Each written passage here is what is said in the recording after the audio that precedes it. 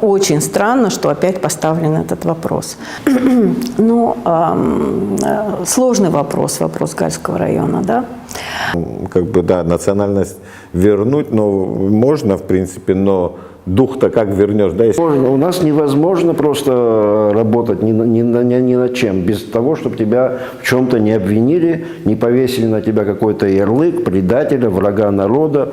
С этим связаны у нас и проблемы с электроэнергией. Почему россияне должны платить за наших майнеров? Пока этот подход не будет изменен, сбалансирован и так далее, не будем сотрудничать. Наша дипломатия, она весьма как бы маленькие ручки имеет. Здравствуйте, в эфире «Чегемская правда». Декабрь у нас выдался чрезвычайно насыщенным. Президент приходил в парламент со своей повесткой насущных проблем, которые необходимо срочнейшим образом решать. С другой стороны, тот же парламент внес изменения в законодательные акты, которые позволяют людям менять национальность и становиться абхазами. Кроме того, мы сегодня будем говорить о том, что ряд оппозиционных организаций, общественных организаций обратилась к президенту, к парламенту о том, чтобы представителям близких нам народов, кабардинцев, адыгейцев, черкесов и так далее, которые входят в нашу, в общем-то, одну языковую группу, упростили прием в абхазское гражданство. Это тоже, опять же, такая группа вопросов, связанных с гражданством. И, кроме того, опять же, в начале месяца были серьезные проблемы, то есть серьезный накат на международные неправительственные организации. Это, в принципе, такая уже стала тенденция. И вот об этом круге вопросов мы сегодня будем говорить с нашими гостями. Я прежде всего представлю содиректора Центра гуманитарных программ Арду Иналы. Добрый день. И нашего постоянного эксперта Астамура Таня. Астамур, здравствуй. Да, я вот начну, наверное, все-таки с парламента, с визита президента в парламент. В принципе, это закрытое такое заседание, было мало что там известно. Вот есть там интервью от Гора Харазия, депутата парламента, где он как бы разъясняет о ситуации, которая там связана с визитом президента. Ну, из того официоза, что мы увидели, я так понял, что президент говорит, что у нас действительно огромная масса проблем, и решить их без помощи извне, в общем-то, нереально. То есть мы должны активно впустить инвесторов в нашу экономику, иностранных.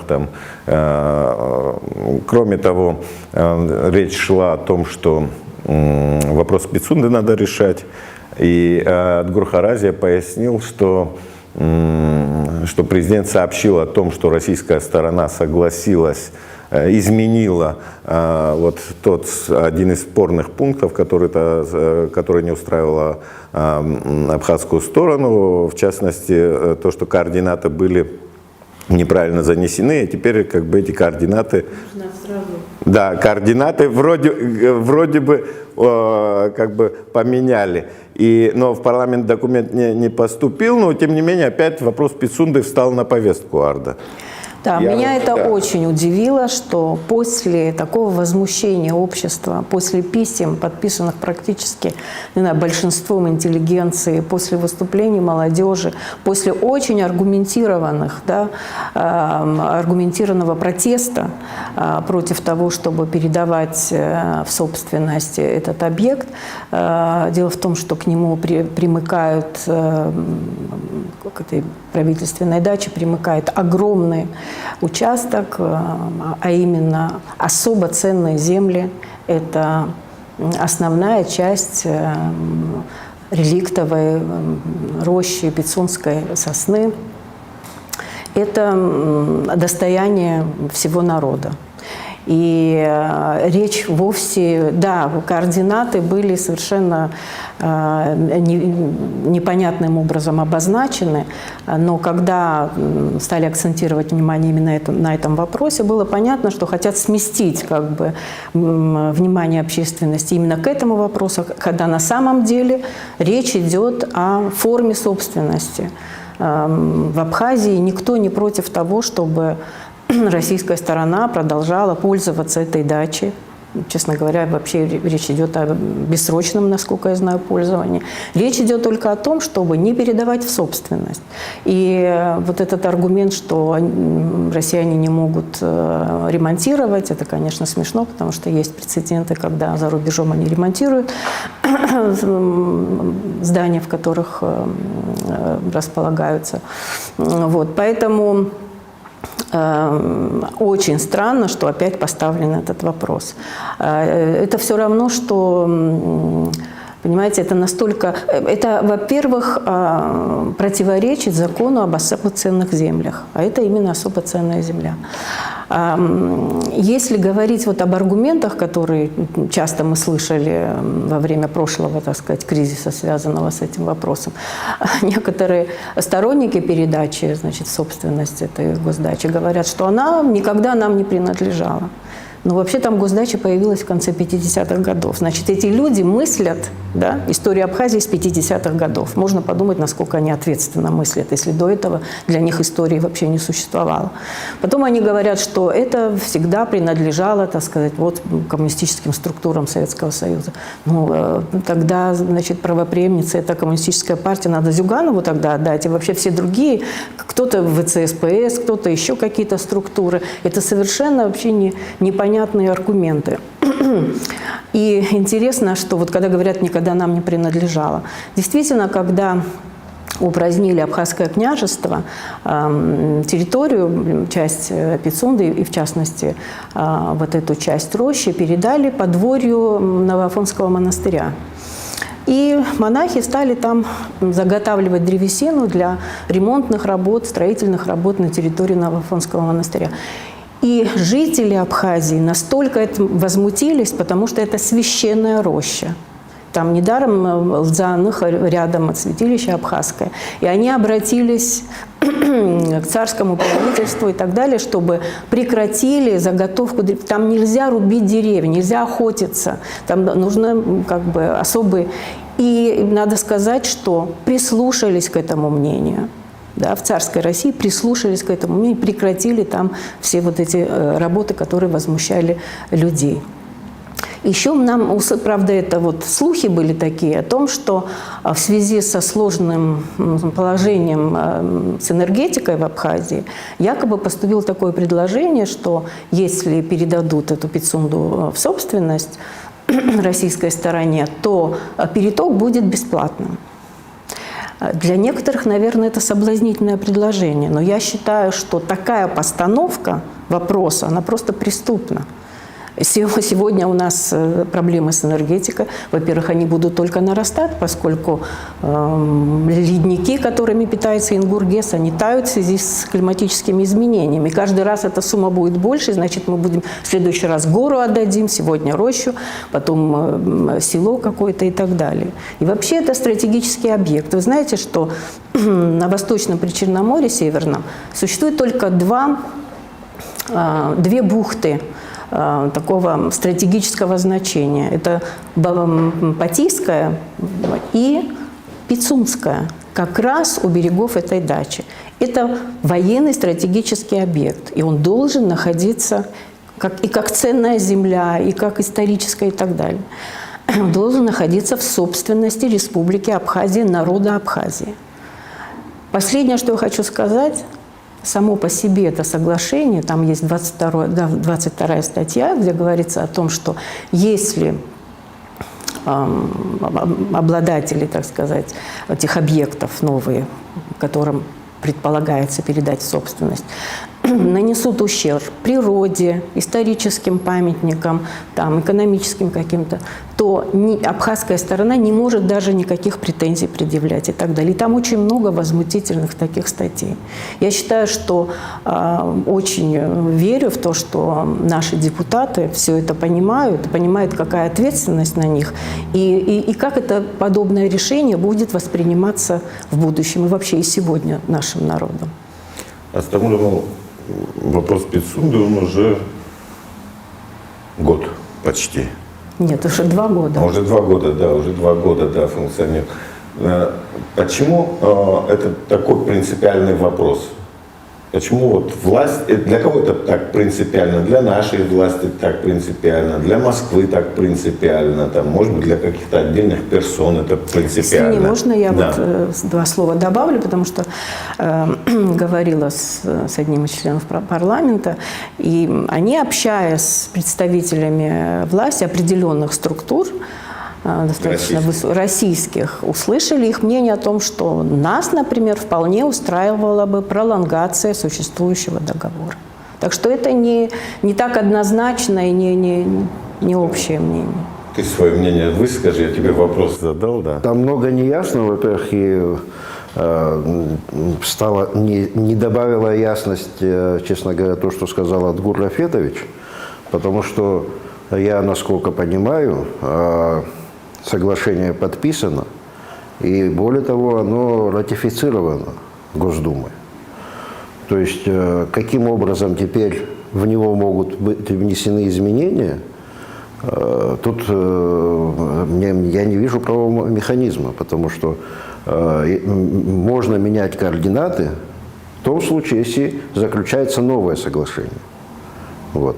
Так что здесь этот вопрос тоже нуждается в прояснении, да, потому что нет информации о том, что Госдума вновь возвращалась к этому вопросу, а что там денонсировать, когда абхазская сторона его не ратифицировала.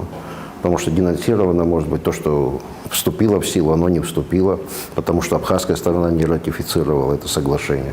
Вот. Что касается, насколько это вопрос принципиальный для российско-абхазских отношений, ну, мы сами его превратили в вопрос престижа. На ранней стадии, когда, я не знаю, кто возбудил вообще этот процесс, я, честно говоря, не исключаю, что и абхазская сторона возбудила этот процесс передачи этой госдачи в собственность. Вот. Сейчас в этом мы не можем разобраться в рамках нашей передачи. Вот. Но на стадии работы над этим документом именно абхазская сторона допустила, потому что когда 2 стороны ведут переговоры, всегда каждая из сторон стремится добиться для себя наиболее выгодных условий. Вот. Российская сторона себя, видимо, таким образом и вела. Но мы бы хотели ожидать, чтобы абхазская сторона себя таким же образом вела. Но они даже, как выясняется, не посмотрели, какие координаты. Во-первых, мы не знаем, за это никто не понес ответственности. Ни те люди, которые работали над документом или не работали скорее. Те, которые его подписывали. Вот это все у нас осталось безответственно. Вот. Поэтому мы сами наплодили ворох проблем, политизировали сами вопрос. Вот. Неужели наши власти не предполагали, что такое решение вопроса вызовет очень мощный резонанс? Вы посмотрите, земельные вопросы в Абхазии, они самые сложные. Там затронуты были интересы большого количества населения, которые вдруг ни с того ни с сего, из-за того, что были нарушены эти координаты, окажутся в юрисдикции другого государства. Там же основной вопрос – это даже не собственности. Там основной вопрос – юрисдикции. У нас много объектов, которые принадлежат на территории Абхазии гражданам России. Но на них же не распространяется юрисдикция России. То есть вот все эти вопросы в ходе работы абхазской делегации, которая занималась этими вопросами, они были совершенно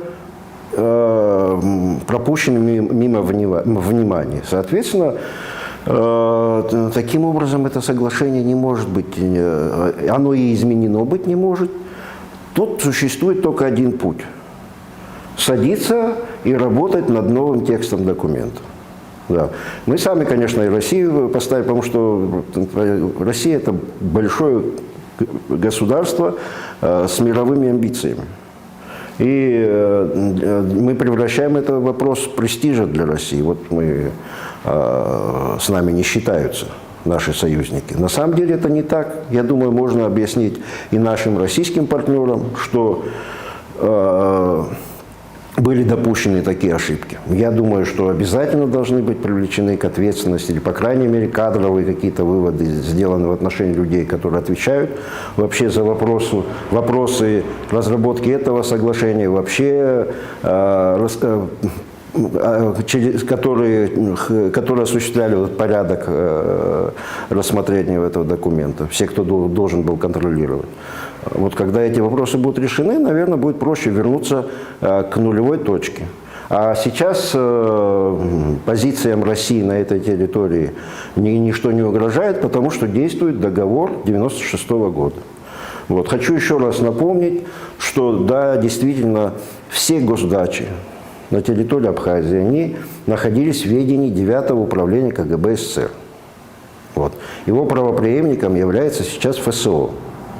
В 1996 году, когда эти структуры покидали Абхазию, они по акту передали нам все госдачи, в том числе и госдачу в Пицунде. Но они захотели остаться там, исходя из того, что они признали, что все эти госдачи являются собственностью Республики Абхазия. Там документ подписан за подписью Геннадия Гагулия. С одной стороны, и с другой стороны за подписью представителя. Тогда это не ФСО называлось, я не помню, как называлось. Ну, ФСО нынешнее, да. Вот. И был заключен новый договор о бессрочном пользовании. Там, кстати, посмотрите, оговорены условия этого пользования. Как нужно относиться к природе, там, да, как охрана осуществляется. Вот эти все вещи там гораздо лучше расписаны. В 1996 году, когда мы находились в состоянии блокады, не были признанным государством, вот, эти условия тогдашние представители Абхазии расписали гораздо лучше, чем представители признанной уже Абхазии, которая выступала в этих переговорах в качестве равноправной стороны на этих переговорах. Вот это же надо признать. Вот, и исходя из этого дальше действует. Но в любом случае этот законопроект, то есть этот договор не поступил в парламент, и мы как бы не можем как бы сейчас с уверенностью сказать вообще, что там вообще изменилось и под каким соусом это все могло произойти. Мне непонятно, как он может поступить в новой редакции, если документ ратифицирован Госдумой, не ратифицирован нашим парламентом, но он, значит, должен быть сначала денонсирован. А что там денонсировать? Он еще не вступил в силу. Ну, может, там где-то приписочку от руки сделали. Я не знаю, так это не делается, так можно что хочешь писать. Хорошо, с Пицундой мы все-таки, думаю, это еще разговор, наверное, будет отдельный, в силу того, что, опять же, документ не поступил в парламент, мы не знаем вообще каких-либо подробностей, или вообще, может быть, это какая некая манипуляция, у нас манипуляции тоже все на риторическом уровне там происходят периодически.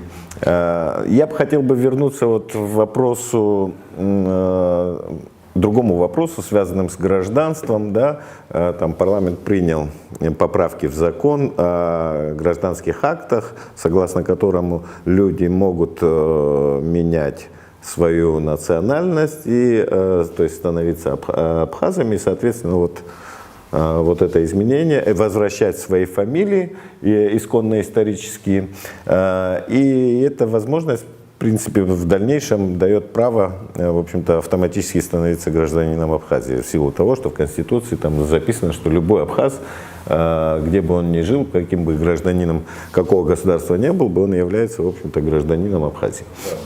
С другой стороны, то есть это дает возможность там жителям, ну, в первую очередь, там это касается, наверное, отталкивались от жителей Гальского района, где очень много живет мигрировавшихся когда-то абхазах, да, у которых остались фамилии, там Тарбая, Зухбая, Кецбая, очень много там людей с такой фамилией проживает. И той же оппозиции крайне не понравилось в силу того, что там, как бы, да, национальность вернуть, но можно, в принципе, но дух-то как вернешь, да, если они себя не ощущают в реальности там абхазами, да, то есть там и многие, кстати говоря, там во время тяжелые там в 90-е годы там участвовали вот во всяких разных диверсионно-террористических группах.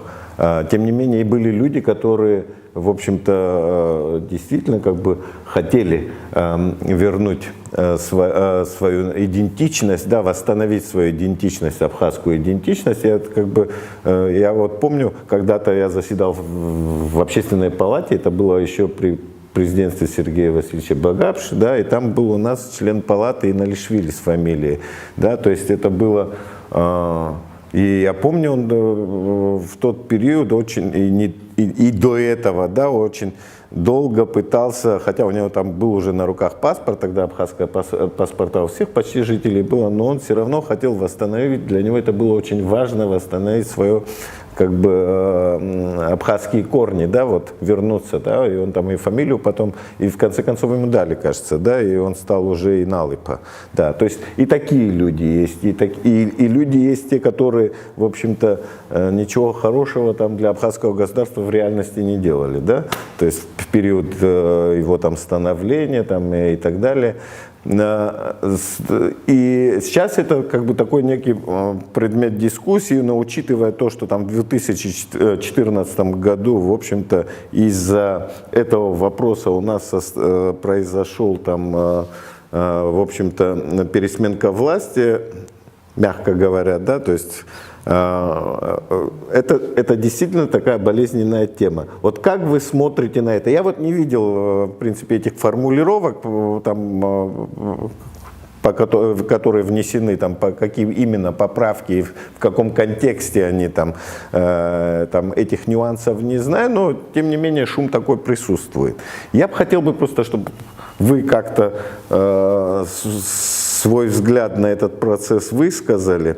У меня есть, конечно, свой взгляд, но я потом вам скажу. Ну, сложный вопрос Гальского района, да.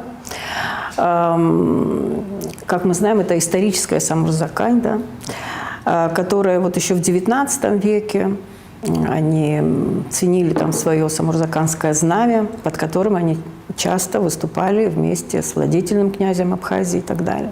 В XIX веке еще абхазский язык там был очень распространен, но к концу XIX века уже больше говорили только знать, там, и больше там главы семейств и так далее, то есть шла потихоньку такая грузинизация.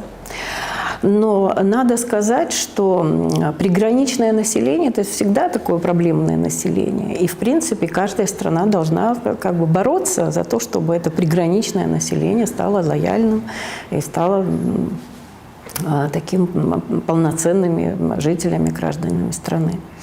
Я думаю, что вот в сталинское время очень даже боролись за гальское население. Да? И те, кто имели еще фамилии в абхазской форме, да, они иногда совершенно, да иногда, мне кажется, это в большинстве случаев, без предупреждения они получали при обмене документов, они получали уже грузинскую форму своей фамилии и национальности тоже. Это я знаю точно, так сказать, делали опросы и так далее. Конкретные люди, которые иногда просто с удивлением вдруг, значит, обнаруживали, что если, допустим, им дубликат выдавали в свидетельство о рождении, да, то там уже было написано грузин, хотя первоначально был абхаз. И вот в 30-е и 40-е, особенно годы, очень интенсивно шло это, так сказать, вот, юридическое уже оформление абхазского населения, да, знающего, часто говорящего на грузинском, но сохранившего свою особую идентичность, если не чисто абхазскую, то самурзаканскую, а Самурзакань – это историческая часть Абхазии, не надо это забывать. И вот поэтому сейчас те семьи, те фамилии, которые хотят вернуть свои исконные фамилии, а значит и исконную национальность, я считаю, что это идет процесс десталинизации в этом вопросе. Это идет процесс, который преодолевает те процессы грузинизации, которые шли полным ходом в 30-е, в 40-е годы. Я считаю, что мы должны поддержать этот процесс. Семья, о которой ты говоришь, Иналишвили, да? Иналишвили стал вот таким образом отец Тенгиза. А дед его был, знаете кто? Это был один из первых просветителей Абхазии, Михаил Иналыпа, который получил образование в Сорбонне и который преподавал, сейчас боюсь ошибиться, в Акумской, кажется, школе, да, в одной из первых школ и так далее. Был очень известным просветителем, на весь район, на всю Абхазию был известен. Не должны его внуки вернуть эту фамилию, вернуть, так сказать, гордость за свой род? Конечно, должны. Некоторые говорят, что вот, мол, получается такая непонятная ситуация, граждане какой они страны будут, если у них есть грузинское гражданство и так далее. Но у нас тысячи есть людей уже батумских абхазов, которые одновременно являются гражданами Грузии и гражданами Абхазии. Они сюда приезжают к своим родственникам. Что страшного произошло? И наши ездят, некоторые тоже очень патриотически настроенные люди туда, к своим родственникам. То есть вот эти тысячи батумских абхазов, они все имеют двойное гражданство. Когда говорят, а что будет, если, так сказать, случится война? Ну, войну мы уже прожили в 1992-1993 году. Да, есть список 400, кажется, человек и так далее. Я сегодня говорила с главой администрации Гальского района. Он мне совершенно убежденно сказал, что ни одного человека из вот этого списка их близких родных не остались в Гальском районе. Вот. Уехали, умерли, да, в основном уехали. Вот. Неизвестен отряд какой-нибудь гальский, который воевал. Так, единицы, наверное, воевали, но это действительно единицы. Вы вспомните, что тогда это был район, населенный 80 тысячами людей. Поэтому мы знаем, что очень многие помогали не умереть с голоду кварчальцам, приносили туда еду и так далее. То есть мы вот эту самую тяжелую ситуацию уже прожили.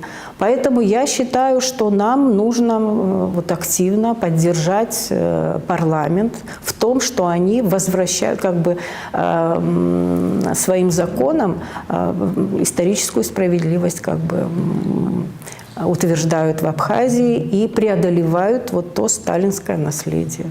Понятно, что это очень сложный вопрос. Я помню времена, когда Сигуа, председатель районного избиркома, помните, когда его украли, да, когда он выступал и сказал, мы для себя определились, да, то есть и украл, и потом его похитили, потом убили, и также был похищен Фридон Чекаберия, был такой. То есть в тот период как раз гальцам только начинали давать паспорта.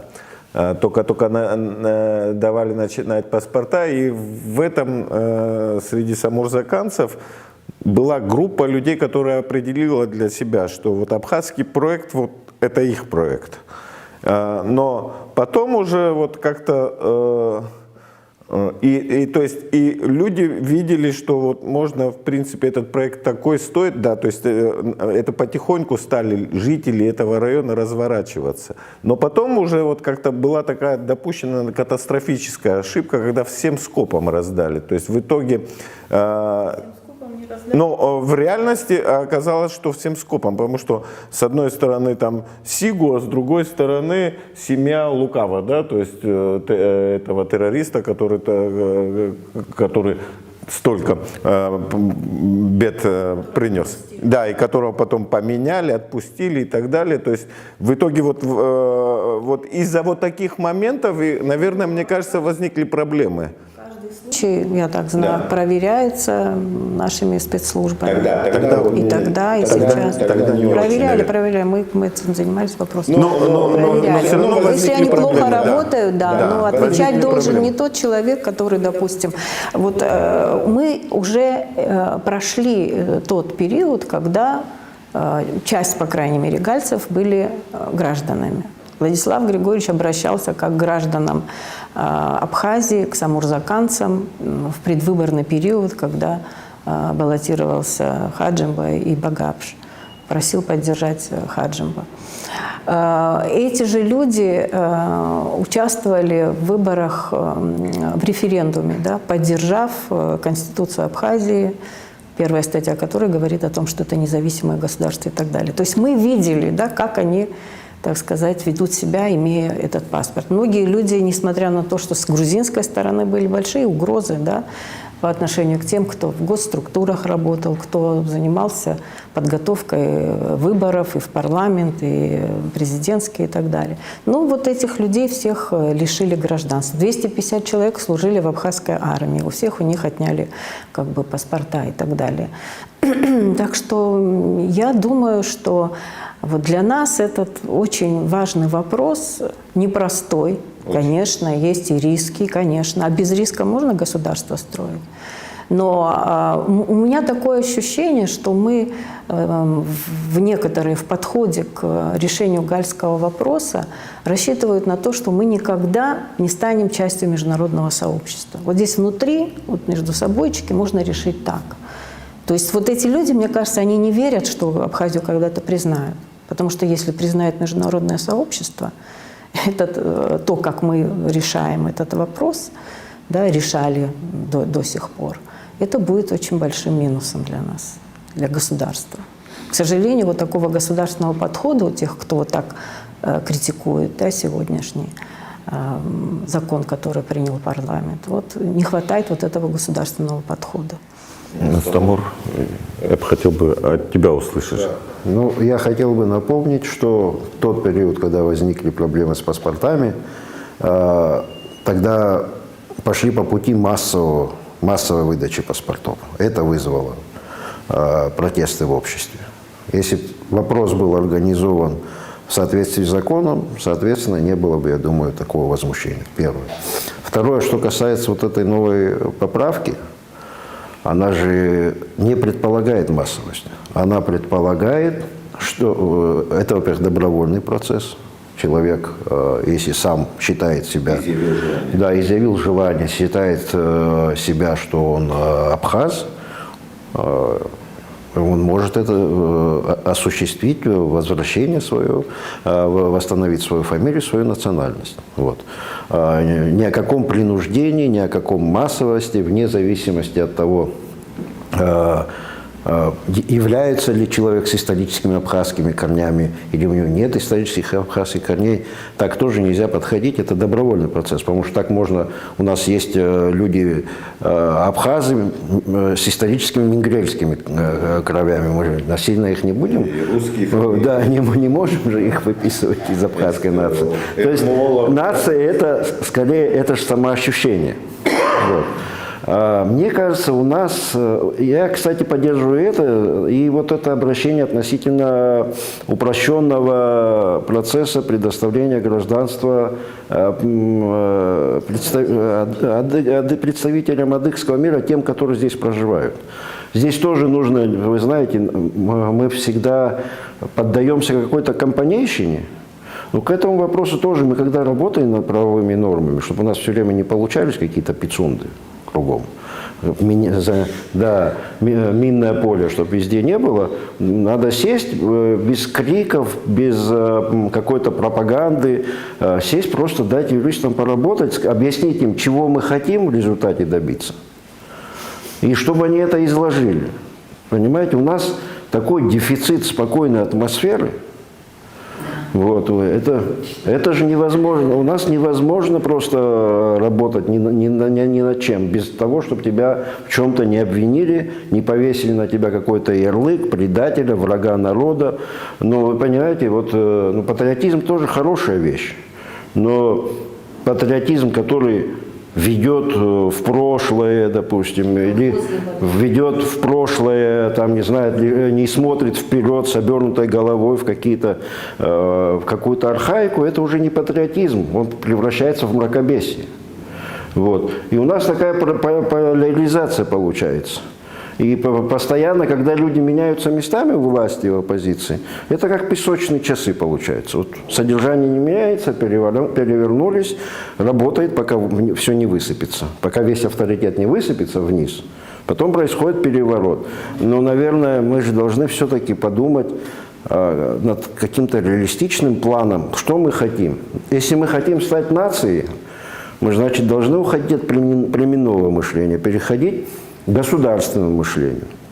Нация, она, как правило, что?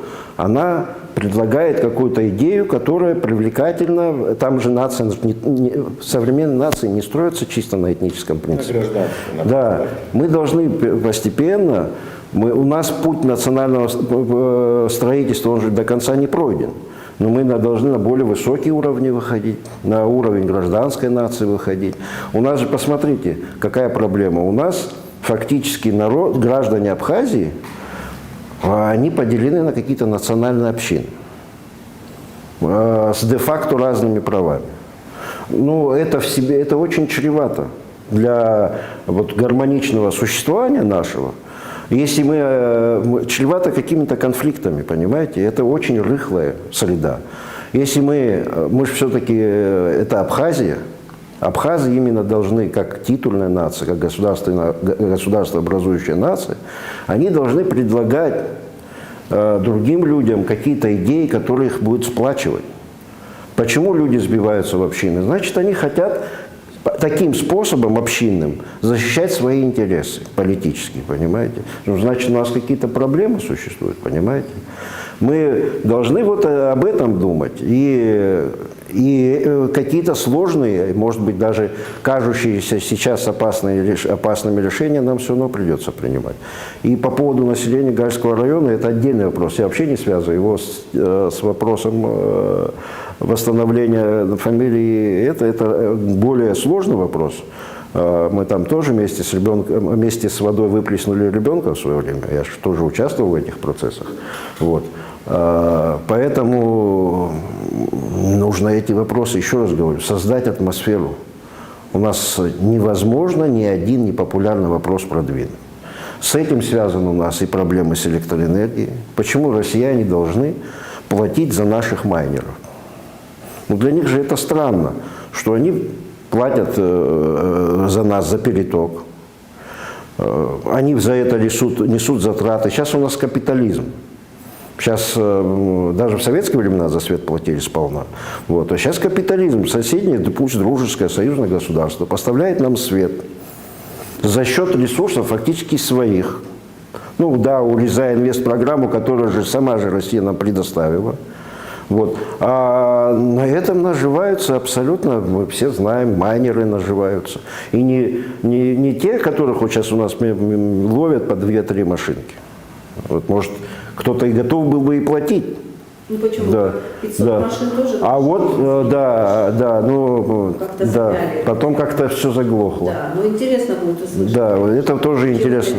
И это же тоже принципиальный вопрос. Там, где нашли 500, если ничего, а там, где 2-3 там привлекли к ответственности, оштрафовали и так далее, если равного подхода не будет, никто ничего платить не будет. Фактически, вот если верно то, извини, что тебя перебила, если верно такое предложение, что за собственность Пицунды, да, будет бесплатный переток, получается, майнеры здесь зарабатывают деньги, а народ расплачиваться будет самыми ценными землями. Это просто абсурд, который, конечно, необходимо прекращать.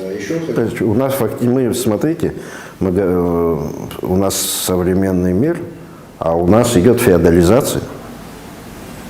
Там какие-то регионы, какие-то отрасли экономические, какие-то ведомства, там уже вырабатывается свой класс феодалов, куда нельзя влезть, понимаешь? Ни о чем. Да, понимаешь, невозможно там поменять какие-то вещи. Все вот замерзшее. И все под этими лозунгами о патриотизме. А патриотизм у нас будет, если мы сядем, скажем, где наши болезни, и займемся их лечением. Я еще об одном патриотизме, об одной форме патриотизма все-таки перейду, наконец, на третью тему, вот, ужесточения деятельности международных организаций. Да, там сперва был президентский указ, потом министр иностранных дел запретил деятельность USAID в Абхазии, сделал персона нон грата человека, который регионального директора. И, кроме того, там еще несколько пунктов по ужесточению там, деятельности международных организаций прописал, да, то есть, но это такая тенденция, в принципе, и как бы логика, допустим, по отношению к USAID, как бы тоже как бы была понятна, да, USAID говорит, что там, что вот как бы осуществлять проекты, по которым там на оккупированной территории, чтобы уже потом поскорее там восстановить там территориальную целостность Грузии против России и так далее. То есть, конечно, вот такое анонсирование этой проектной деятельности, оно абсолютно как бы не в наших интересах. Но потом я, как знаю, все-таки к тому моменту, когда там подписывалось, да, там этот запрет, да, как бы этого определения уже не было на сайте USAID. И ты больше, Арда, можешь сказать по этому поводу? Дело в том, что, конечно, USAID наш противник идеологический. USAID однозначно поддерживает Грузию, ее позицию, территориальную целостность и так далее. Мы неоднократно выступали против их таких подходов, особенно тогда, когда они пытаются вот как бы участвовать в поддержке миротворческих проектов и так далее. 10 или даже больше 12 лет назад мы отказались от участия в таком большом многостороннем проекте Это Центр гуманитарных программ, именно потому, что мы увидели вот подобный текст, и мы написали письмо, оно есть там в архивах, у нас тоже осталось и так далее, именно с тем, что абсолютно неприемлемый подход, и мы не собираемся, пока этот подход не будет изменен, на сбалансированный и так далее, не будем сотрудничать. Какова ситуация сейчас? Относительно вот этого текста, о котором ты говоришь, мы были тоже крайне возмущены. Да, давно мы, поскольку напрямую с ними не сотрудничаем, давно не заглядывали на эти сайты и так далее. И когда, так сказать, министр это озвучил, мы были крайне возмущены, обратились, так сказать, коллективно к представителю ООНовской структуры, руководителю тех ООНовских структур, которые работают в Абхазии, и сказали, что да, мы непосредственно не работаем с USAID, но USAID – это один из больших доноров ООНовских программ. И поэтому мы считаем неприемлемым совершенно вот такие тексты, которые вот однозначно одну сторону, тем более в такой грубой форме и так далее, формулируют. И надо сказать, что вот через несколько дней этот текст был изменен. Поэтому в этом плане, что касается вот такого грубого подхода, совершенно не миротворческого, не помогающего установлению доверия, диалога и так далее, в этом плане мы абсолютно поддерживаем такую позицию. Другое дело, что в Абхазии никто, насколько я знаю, да, напрямую с USAID не работает, работаем со структурами ООН. А проекты, по которым работают здесь организации гражданские, пишутся нами. Мы сами пишем. Никаких вот здесь целей USAID никто не реализует, потому что мы работаем исключительно, вы это все знаете, и Астамур, и ты, именно пытаясь достичь те цели, которые мы формулируем. Да, это миротворчество, да, это развитие, да, это образование, да, это права человека и так далее. Но как раз мы всегда требуем, чтобы не использовали наши партнеры такие понятия, как оккупированные территории. Мы с этим категорически не согласны. И на самом деле ООНовские структуры тоже не используют этого термина и так далее. Вот. Речь, что меня, например, обеспокоило в таком посыле Министерства иностранных дел, это то, что, вот как Астамур сказал, вместе с ребенком, вместе с грязной водой выплескивается и ребенок. Абхазия нуждается в международных контактах. У нас еще очень много задач относительно расширения международного признания, относительно расширения международных контактов, относительно участия в различных международных процессах и так далее. И сейчас надо сказать, что международная организация – это тот канал, через который озвучивается голос Абхазии на мировом уровне. Поэтому те, кто пытаются, так сказать, отрубить вот этот, перерубить этот канал, они льют воду на мельницу наших противников. Я должна сказать, что в Грузии и правительство не приветствует вообще работу, особенно в области, так сказать, программ по развитию здесь, в Абхазии. А некоторые партии, например, как традиционалистская партия Грузии, они бесконечно говорят о том, что надо прекратить работу международных организаций в Абхазии. Они могут послушать вот эти, так сказать, их выступления и так далее. Поэтому очень странно, когда вот такие требования грузинских политиков звучат в унисон с нашими политиками. Означает, что и те, и другие хотят ограничить международные контакты Абхазии. Ну, ты сам знаешь, сколько раз именно абхазскую точку зрения озвучивают сотрудники гражданских организаций Абхазии на международных форумах. И фактически до недавнего времени никакой серьезный разговор о конфликтах на Южном Кавказе не проходил без участия. Но когда это все становится очень проблематично, то это место наше не будет пустовать. Ситуацию о грузино-абхазском конфликте, о том, что происходит в Абхазии, чего хотят абхазы, будут озвучивать наши визави. Я вот в этой связи, в силу того, что как бы возможности наши внешнеполитические весьма ограничены, да, и как бы и кроме тех стран, которые там нас признали, да, мы можем ехать, а их там, к сожалению, немного, самая большая Россия, да, и другое окошко, оно у нас ограничивается вот женевскими дискуссиями. Больше мы, в общем-то, никуда не можем. То есть, если мы где-то какие-то контакты у нас происходят, то вот официальные, да, то только там. Хотя, в принципе, там наши представители, они опять же в личном качестве являются, да, в силу того, что вот такие правила женевских дискуссий. Но с другой стороны, и, кстати говоря, и наш министр иностранных дел тоже ограничен, да, у него там санкции, там, да, не из-за абхазских дел, он там из-за дел украинских, там в свое время там он вошел в черные списки, там, да, то есть у него тоже санкции, да, он, допустим, в Женеву не может поехать, даже если захочет, да, то есть ограничения существуют для него. И опять же, у нас вот эта дипломатия, она имеет границы, да, то есть и очевидные, наша дипломатия, она весьма как бы маленькие ручки имеет. И в этой плоскости, конечно же, допустим, очень важно иметь, то есть вот этот неправительственный сектор, который у нас существует, дает возможность различного рода представителям, экспертам как бы попадать на вот такие площадки, да. Но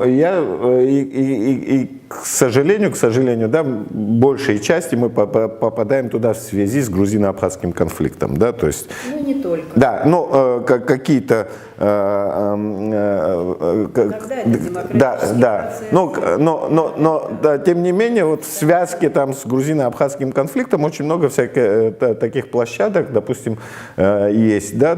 Но здесь я пункт увидел, там, допустим. Извини, пожалуйста, да. это очень важно, что на площадках, которые посвящены грузино-абхазскому конфликту, абхазская сторона говорит о том, что это не грузино-российский конфликт, да, что у нас есть наши противоречия с глубокими корнями, что была грузино-абхазская война, которую вообще забывают, помнят только 2008 год.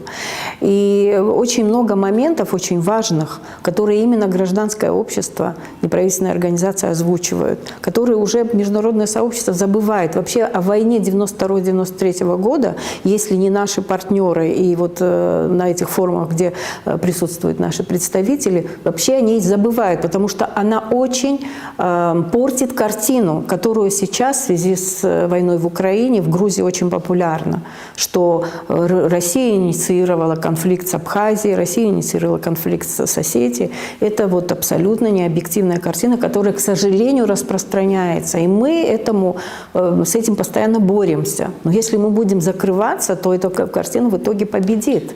Это очень опасно, я считаю, что для... Я сейчас, вот отталкиваясь от этой мысли, я все-таки хочу вернуться к той мысли, которую я пытался раскрутить. Там есть один пункт, где пункт, который там запретов, который там утвердил министр иностранных дел, и один из пунктов установления контактов между абхазскими и грузинскими, да, по линии НПО, да, там контактов. То есть контакты, это вот, образно говоря, проходят какие-то, я не знаю, там конференция, да, посвященная грузино-абхазскому конфликту, да, то есть, и, в общем-то, абхазские эксперты просто, наверное, фактически не могут поехать туда, да, то есть... Наверное, недавно была презентация вот замечательных книг, которые тоже стали результатом вот такой работы, контактов. Да, что в этом, так сказать... Я напомню, это какие была презентация, это долгая, кропотливая работа, когда историки, архивисты и так далее, грузинские, абхазские, встречались и восстанавливали абхазские архивы, которые были сожжены во время войны, и результатом этих архивов стала презентация, которая прошла чуть больше месяца назад, абхазских архивов, восстановленных, это многотомники, там, связанные с махаджирством, связанные с Кавказской войной, связанные с репрессиями 1937-1938 года, связанные также списки, да, списки всех призванных, там, погибших, раненых в Великую Отечественную войну, также как бы связанные с Новоафонским монастырем, то есть вот архивные материалы, да, Дурыпский сход, то есть очень много документов, которые без этих контактов не произошли бы. Тот же вот здесь Астамур Таня участвовал в этих проектах, и благодаря его усилиям сегодня мы получили, в общем-то, возможность восстановить вот в какой-то мере хотя бы эти архивы, да. Но сейчас формально, как бы неформально вообще, вот согласно, опять же, распоряжению министра, то есть эти контакты под запретом находятся. Как ты вообще относишься к этому? Вообще, ты знаешь, насчет юридической чистоты этого заявления у меня серьезные сомнения. Ну, во-первых, что касается объявления персоны нон-грата. Персоной нон-грата объявляется дипломат, работающий на территории страны. Он может быть объявлен. Человек, который не является дипломатом, более того, нам неизвестно, собирается ли он приехать в Абхазию, его нельзя объявить персоной нон-грата. Можно ему запретить въезд, не выдать визу. Но это регулируется совершенно другим законом о порядке въезда, выезда с территории Абхазии. То есть это само по себе, может, словосочетание показалось красивым, но это не имеет никакого отношения к правовым нормам. Это раз. Два. Дипломатические нормы. Недавно вышел указ президента, вот, который регулирует, направлен на усиление контроля за отчетностью, за финансами и так далее. В нем подобных запретов не содержится. Может быть, я что-то упустил, может, у нас МИД уже выше по рангу, чем президент, и может издавать в виде заявлений, кстати. Я не видел никаких нормативных документов. Они, кстати, не могут противоречить указу президента и законам Республики Абхазия. Это тоже из области феодализации, феодальной раздробленности, видимо. Вот. Я не видел таких документов, на основе чего эти заявления делаются. Но еще раз говорю, они не могут противоречить, вносить какие-то дополнения в указ президента. Задача МИДа выполнять то, что на него возложил президент. Вот. То есть я считаю, что МИД этими заявлениями он вышел за пределы норм. И, может быть, вы знаете, вот как-то к нам недавно Маргарита Симонян приезжала. Я помню, как-то она по телевидению сказала, если какие-то юридические нормы там плохо работают или кого-то не устраивают, то идут они лесом. Но, видимо, наши последовали этому лозунгу. Да, послали лесом все наши правовые нормы. Мне кажется, я хочу отметить, что в России не все делают, что Маргарита Симонян говорит. Вот. Она в запале полемики может что-то сказать, но органы власти не берут под козырек и не выполняют то, что там какие-то люди говорят в эфире телевидения, понимаете? Поэтому все-таки мы, наверное, не будем посылать лесом наши правовые устои нашего государства. Вот. И это что касается вот правовой части вопроса. Что касается, мы, к сожалению, мы не имеем полномасштабного признания. И какие-то вот эти дыры вот, в наших международных отношениях мы вынуждены, мы заполняем тем, что осуществляем контакты на неофициальном уровне. Это раз. Два. Неправительственная площадка, она везде используется прежде всего как лаборатория. Ты имеешь, даже вот если стороны имеют, если не находятся там в состоянии открытых военных действий, когда трудно о чем-то разговаривать, они могут встретиться, какие-то представители экспертного научного сообщества, обсудить какие-то вопросы. Вот. Запрещать это, мне кажется, это вообще глупо, потому что мешает моделировать дальнейший процесс. Нас, к сожалению, невозможно перенести в какую-то часть планеты, где нету Грузии. Вот. Поэтому запрещай ты эти контакты, не запрещай, они все равно будут происходить. Вот, например, у нас сейчас власти активно работают над развитием приграничных торговых отношений с Грузией, насколько я знаю. То есть там тоже будут происходить контакты между представителями Абхазии и Грузии. Это, поскольку легализация происходит торговли, это будет происходить де-факто. Вот как раз нужно думать, какие придать правовые формы этому процессу. Мы видим несогласованность в позиции наших руководителей, потому что Сергей Шамба, секретарь Совета Безопасности, он говорит о том, что он всегда поддерживал и поддерживает такие контакты на неформальном уровне. Президент издал указ, который направлен на то, что я согласен, что ситуация должна быть транспарентна. Президент издал указ, который, допустим, меры какие-то контроля устанавливает за этими финансовыми потоками и за всем прочим. А позиция МИДа идет вразрез тем официальным нормативным актам и позициям высшего руководства Абхазии. И нам совершенно непонятно, почему такая феодальная раздробленность. Мне кажется, что стоило бы взять это вместе, сесть и обсудить в рамках Совета Безопасности, выработать единую линию. А можно было бы еще, перед тем, как принимать окончательное решение, позвать разных людей, которые в то или иное время тем или иным способом участвовали как в неправительственном формате, так и в официальном переговорном процессе. Вот сесть и обсудить, что нам дает те или иные подходы. И на основе вот этого экспертного обсуждения вынести окончательное решение. Вот так было бы правильно, не создавало бы это никаких конфликтных ситуаций в обществе, дрязг лишних. У нас мы и так живем постоянно в каких-то дрязгах. Не надо увеличивать эти проблемы. Я буду все-таки завершать передачу. Наш режиссер уже машет руками и говорит, пошел второй час, да, то есть, в общем-то, нам надо закругляться. И я благодарю вас. Сегодня мы поговорили на разные темы, мы поговорили и по гражданству, и про Пицунду, да, мы поговорили и про международные контакты. В общем-то, у нас действительно очень много проблем, и Каждая из этих И, тем можно. да, каждая из этих тем, она как бы не сиюминутная, она будет так или иначе развиваться. Это вот комплекс вещей, которые так или иначе упираются в право, в наше отношение к праву, потому что в каждых из 3 сегментов, там, наверное, если все будет согласно нормативным документам и так далее, все это будет расписано, то я думаю, и проблем, в общем-то, таких душераздирающих, которые там приводят в общество в такое состояние там гроги, они, наверное, не происходили бы, да.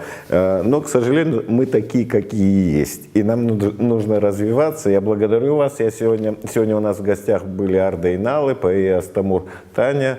Спасибо большое. Спасибо. До новых встреч. До свидания.